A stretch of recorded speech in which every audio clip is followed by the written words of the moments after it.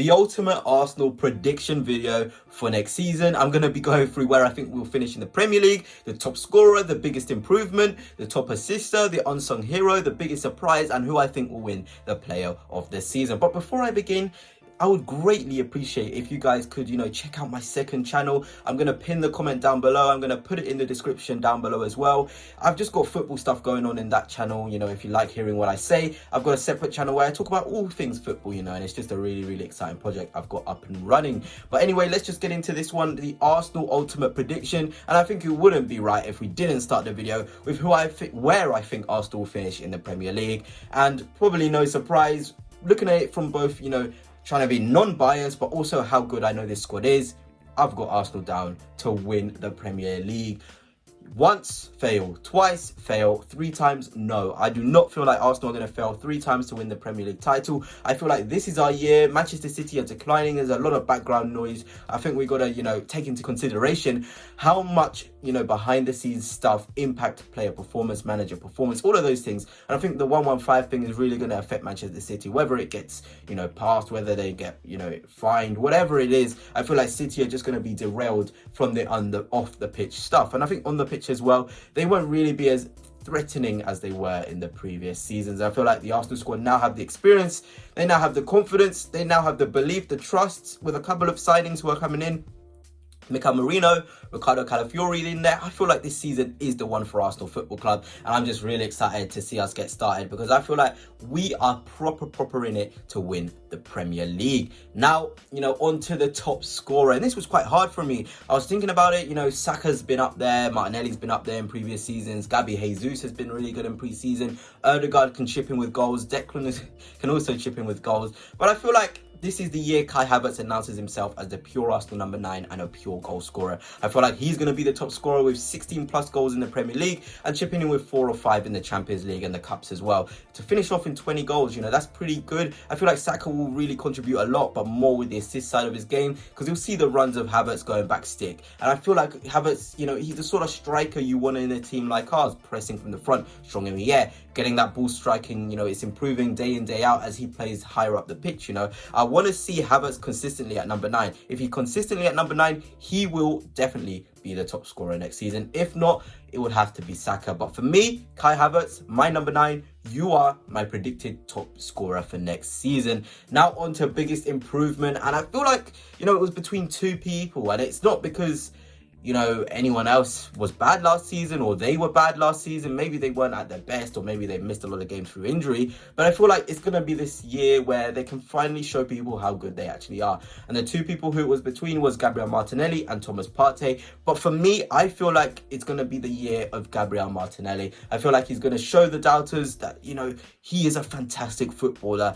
And it's not just, him hitting this downward spiral where he's not going to come back up at all. I feel like Gabriel Martinelli is going to be the biggest improvement for sure, and I feel like he'll get double figures in goals in the Premier League again. He'll get a lot of goals in the Champions League and the Cups. He'll get assists as well. I feel like he's going to be massively helped by that Merino signing, which is on the verge of completion. I just can't wait for Gabby to be running down that wing, confidence in front of goal, being an absolute nuisance for defenders and also an absolute nuisance going backwards, supporting the left back, whoever it is, Zinchenko, Calafiori, whoever it is. I just feel like Gabriel Martinelli is going to have a big season. Thomas Partey, I think, will be a close second. We're going to see him finally have, an injury kind of free season. I don't want to say this, but if he does get injured, it will be a massive shame. But I feel like it's going to be his most successful season in terms of availability, and we're going to see his quality throughout.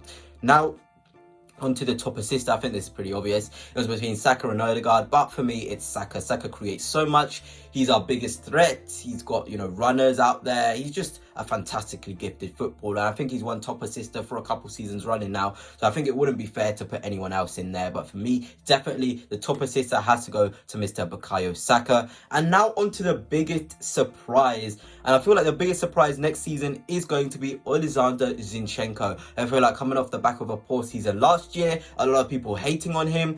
I feel like this season he's going to show people how good he is and how important he can be in certain games. I've made videos on him before, but I feel like this is his year to show the doubters that I'm a fantastic footballer.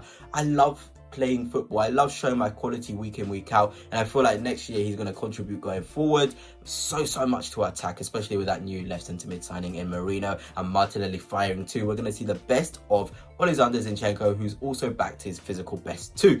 Now, onto the thing in this list, who I think is going to be the player of the season. And for me, you know, it's going to be Bukayo Saka, an absolute baller. I mean, how many times has he won it? He's won it once already, 2 seasons ago, the season before as well. I think he did win it as well. So, not really a surprise, but he is the sort of player who I think is going to be the one spearing us towards a league title. A lot of goals, a lot of assists. I feel like this is his year again. Show everyone why he's so good. You know, I feel like he can be well up there, you know, for top assist. I definitely feel like that's his award to win for sure.